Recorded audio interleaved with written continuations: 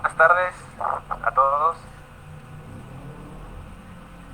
Gracias por acompañarnos a este primer sábado neurocientífico organizado por la página Neurociencias de Cajal. Mi nombre es Mesa Villa Julio Daniel y el día de hoy vamos a tocar el tema de islas de conciencia y dónde encontrarse. ¿Qué es la conciencia? En el idioma inglés vamos a tener tres palabras para definir la conciencia. Es awareness, la primera que está, y se define como la capacidad de conocer lo exterior o percibir lo que está afuera. La segunda palabra sería conscious, que es la segunda, se refiere a tener conocimiento o pensamientos internos, pero también puede ser usada en contexto moral para decir lo que está bien y lo que está mal, como aquello que nos dice que está bien y que está mal. La tercera palabra sería consciousness, que hace referencia a percibir dentro de uno mismo, o también es usada en el ámbito médico para saber qué tan despierto o activo está un individuo. Esto se evalúa usando la escala de Glasgow. Y en el español vamos a tener dos palabras. Una es la conciencia con C, que es esta que está aquí a la izquierda, y la otra sería conciencia con SC. La conciencia con C es muy amplia, va a abarcar todas las definiciones anteriores de conciencia que puse aquí, y también a la conciencia moral, eso que nos dice que está bien y que está mal. En cambio, la conciencia con SC va a ser lo mismo, pero esta no se puede usar en ámbitos morales. Bueno, para esta plática, ¿cómo vamos a definir la conciencia? Vamos a definirla como una experiencia subjetiva, va a ser individual, única, y como por ejemplo la percepción del color que tiene cada individuo o de dolor. Únicamente podemos intuir su existencia. La única conciencia que podemos comprobar va a ser la nuestra, y de los demás individuos la podemos intuir por generalización, y va a ser moldeada por la realidad, que es otra característica. Esta definición va a ser un tanto intuitiva, una definición intuitiva porque pues todos vamos a saber a qué nos referimos, pero no vamos a poder definirla con palabras. En el esquema que está aquí abajo se muestra cómo va a ser esta conciencia moldeada por la realidad. Tenemos aquí hasta arriba a la izquierda una longitud de onda electromagnética que, al ser detectada por nuestros ojos, va a generar un estímulo nervioso. La molécula de cafeína, al ser detectada por los terminales nerviosas sensoriales de nuestra nariz, va a provocar otro estímulo nervioso. Y la glucosa, pues en nuestra lengua, también va a provocar estímulos nerviosos. Todos estos estímulos nerviosos van a llegar hasta la corteza, y en la corteza van a activar a las neuronas piramidales, y de alguna forma que desconocemos, esto va a generar una experiencia subjetiva en este ejemplo sería una taza de café, de estar bebiendo una taza de café, de estarla viendo, de estarla tocando, pero aún no se conoce cómo este sustrato físico puede generar esta experiencia subjetiva, y esta experiencia es a lo que le vamos a llamar conciencia. ¿Cómo vamos a detectar la conciencia? Hay una forma muy objetiva de detectar la conciencia que se llama índice de complejidad perturbadora. Para obtener este índice, lo primero que tenemos que hacer es que a nuestro individuo le vamos a colocar un electroencefalograma para detectar sus ondas cerebrales, y después se le va a aplicar un estímulo con mediante estimulación magnética transcranial estimular a las neuronas. Esta estimulación va a generar después una respuesta en forma de ondas cerebrales que van a ser registradas por el electroencefalograma. Una vez registradas estas ondas cerebrales, mediante un algoritmo se van a comprimir. Esta forma de comprimir es muy similar a como comprimimos los archivos, y nos va a generar esto un índice, el índice de complejidad. Esto porque entre más complejas sean las ondas cerebrales, los patrones que hay en estas ondas, más difícil va a ser comprimir estos datos. Entonces, analizando mediante algoritmos qué tan difícil es comprimir las ondas, podemos obtener un índice que nos dice qué tan consciente o consciente es un individuo, ya que en los individuos conscientes se observa que las ondas cerebrales son más complejas. El valor para determinar esto, el punto de corte es 0.3. Si tu índice de complejidad perturbadora es 0.3, esto es señal de que el individuo es consciente. ¿Y qué son las islas de conciencia? ¿Qué es de lo que va a tratar esta plática? Bueno, se van a producir cuando la conciencia de un ente se va a aislar, tanto sensorialmente, o sea, no va a entrar nada de información, y de forma motora, por lo que tampoco va a salir nada de información. Va a ser una conciencia totalmente aislada. Eso va a ser una isla de conciencia. Bueno, ¿son necesarias las entradas sensoriales para generar conciencia? Pues a lo que la evidencia que tenemos hasta ahorita en las neurociencias es que sí, que no son necesarias estas entradas, que se puede generar conciencia sin necesidad de los sentidos. Un ejemplo es el síndrome de Charles-Bonnet. Este síndrome se produce en la ceguera adquirida, cuando una persona que normalmente sí veía pierde la vista, puede presentar alucinaciones. Ya no recibe información de los nervios que antes le comunicaban la información visual, pero aún así presenta alucinaciones de patrones repetitivos, de hermosos paisajes. Otro ejemplo que tenemos es el síndrome del miembro fantasma. Esto ocurre en las personas que pierden alguna extremidad. Al perder esta extremidad, dejan de recibir información sensorial de ella, pero pueden aún sentirla. Sienten las mismas sensaciones como si la tuvieran. Y esto comprueba que no es necesario que la conciencia esté conectada al mundo exterior para existir. Bueno, vamos a poner ejemplos de desconexión que pueden ser candidatos a islas de conciencia. Uno es el síndrome de enclaustramiento. Este síndrome se produce cuando hay una lesión, ya sea un infarto, una hemorragia, en la parte ventral del puente de Barolio, que está aquí marcado. Se les lesiona y los pacientes con este padecimiento van a padecer una desconexión motora total.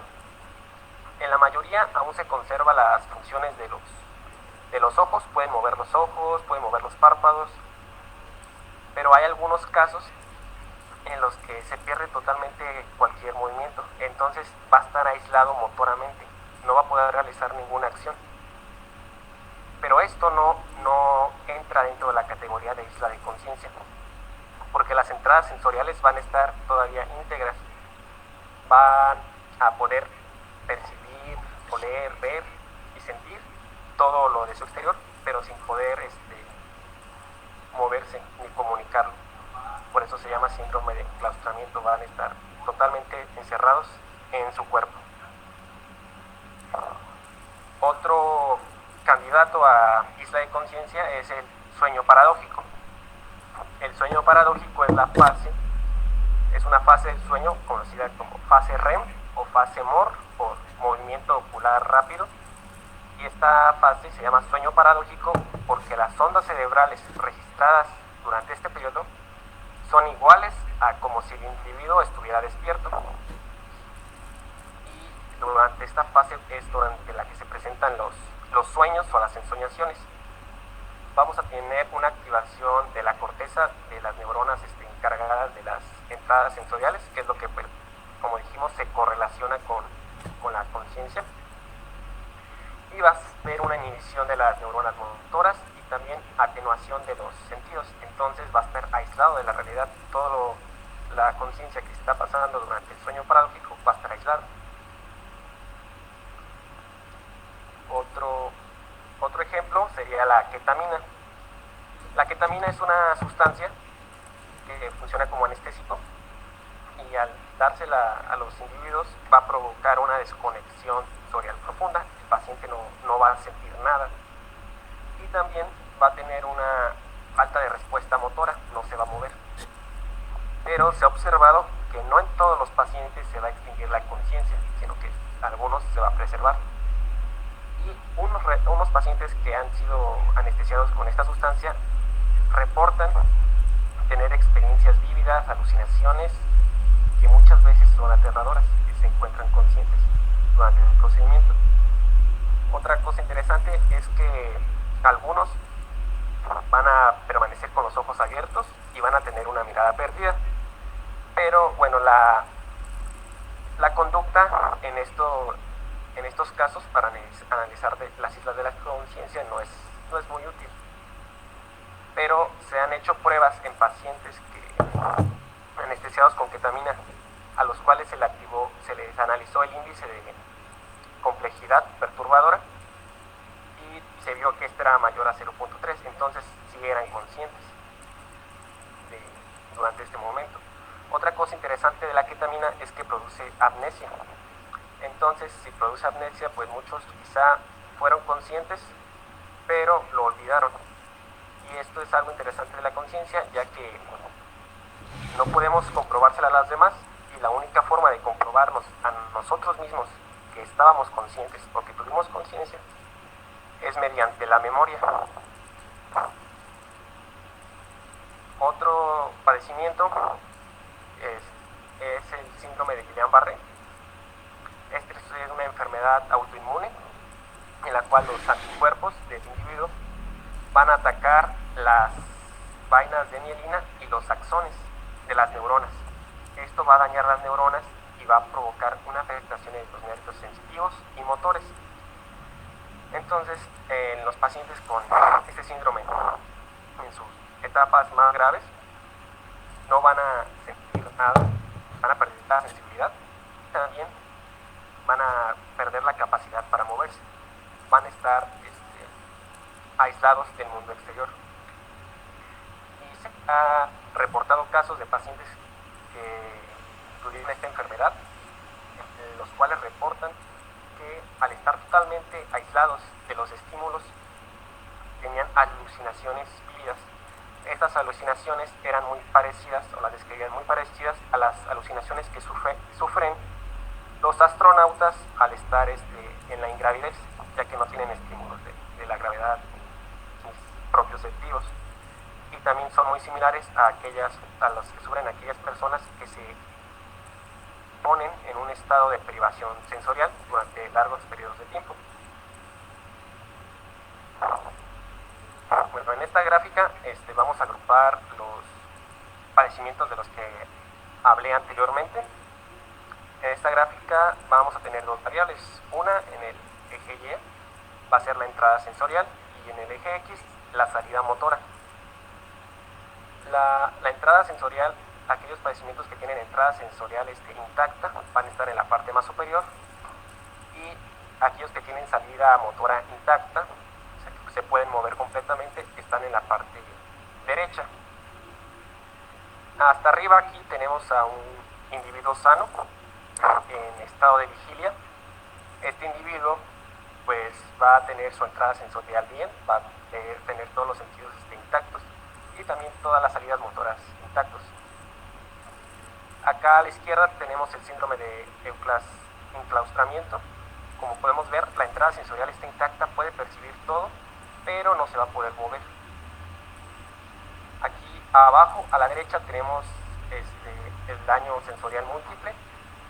Esto sería si un paciente, un individuo, tuviera todos los sentidos dañados, si no tuviera ningún sentido, ninguna forma de percibir el exterior, pero su salida motora estuviera intacta. Esto es hipotético, no se ha reportado ningún caso de alguien que tenga un daño sensorial completo sin tener daños en los nervios motores. Casi siempre que hay daños en los nervios sensitivos, se dañan los nervios motores también. Y aquí en medio tenemos al sueño paradójico, que ya lo describí, la ketamina, y el Guillain-Barré. Para ser una auténtica isla de conciencia, tiene que ubicarse aquí, en el origen entre estas dos variables. No tiene que tener nada de entrada sensorial, ni nada de salida motora. Como ven, los que más se acercan son estos tres: el Guillain-Barré, la ketamina, la anestesia por ketamina y el sueño. Pero en el Guillain-Barré todavía se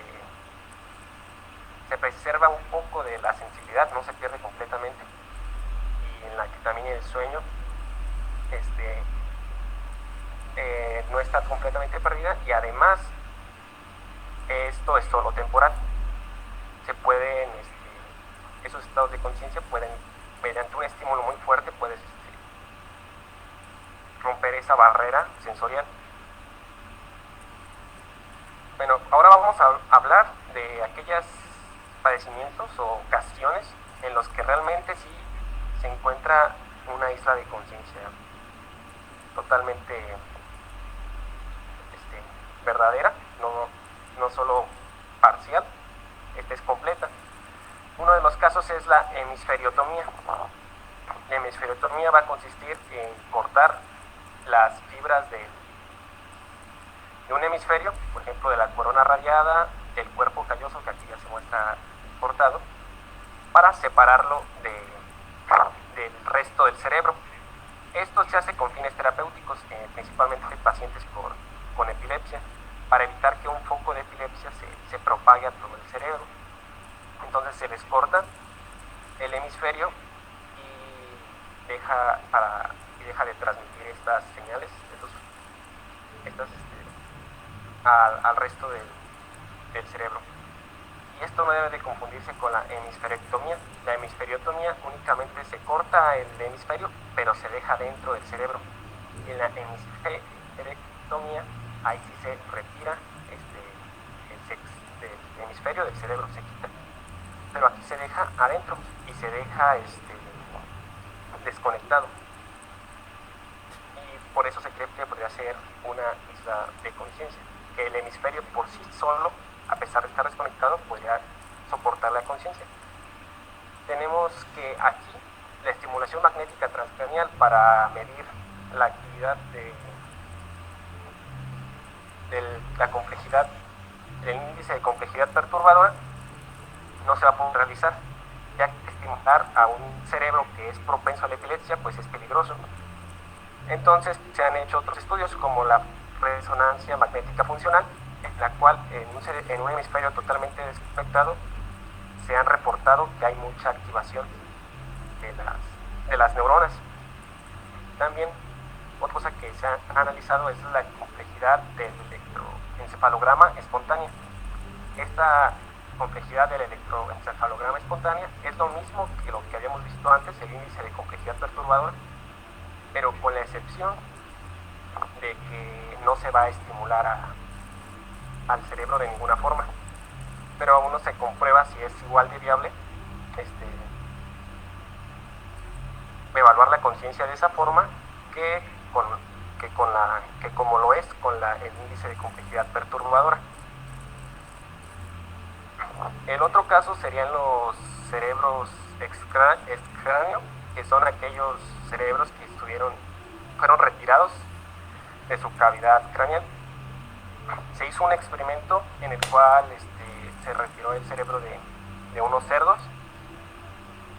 y 4 horas después de la muerte, estos cerebros fueron conectados a unas bombas que les irrigaban con sangre arterial, para tratar de reanimarlos. Entonces estos cerebros pues ya estaban fuera del cuerpo, estaban totalmente aislados de la información sensorial y la información motora. Pero y se evaluó su actividad, se encontró que había actividad sináptica espontánea. ¿Qué quiero decir con esto? Que las vesículas en las neuronas, en las terminales de los axones, se liberaban a la sinapsis, pero no se encontró respuesta al electroencefalograma.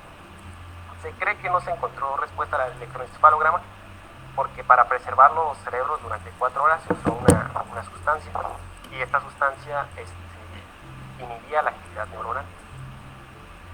Entonces se realizó otro experimento, pero ahora con cobayas, parecido a este, pero sin usar esta sustancia inhibidora, y se encontró que sí había respuestas eléctricas, lo cual plantea la posibilidad de que esta podría ser una verdadera isla de conciencia.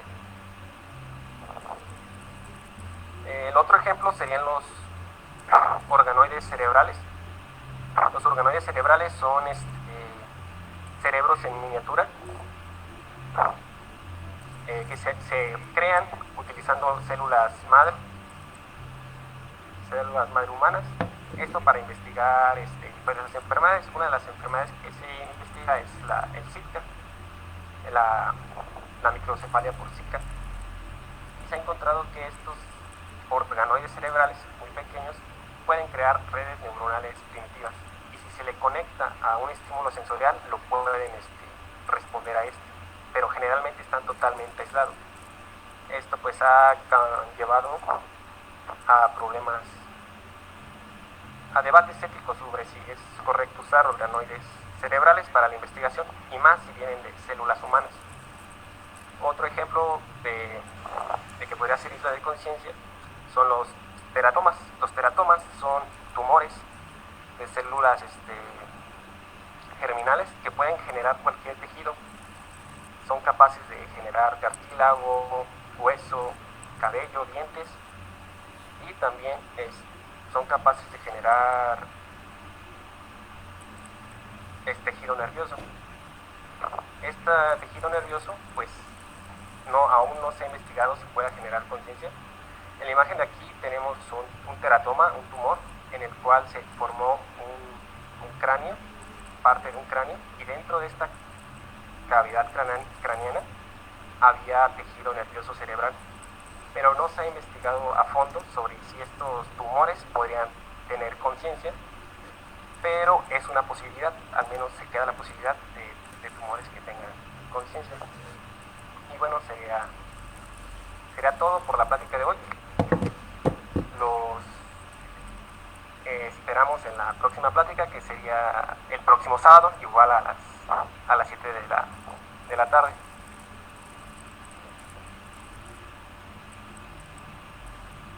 Y si tienen preguntas, por favor déjenlas en el chat de la plataforma.